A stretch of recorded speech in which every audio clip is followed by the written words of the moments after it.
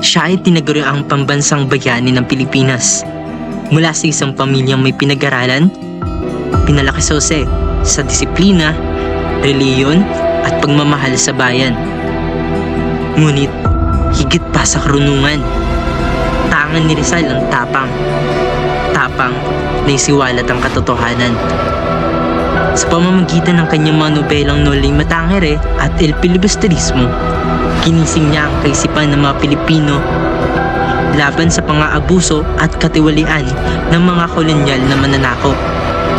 Hindi siya umawak ng armas. Panulat ang kanyang sandata. At dahil dito, siya'y pinapatay. Ngunit, hindi namatay si Rizal sa puso ng bayan. Hanggang ngayon, ang kanyang mga aral, paniniwala at pagmamahal sa Pilipinas ay patuloy na nagbibigay inspirasyon, lalo na sa kabataan.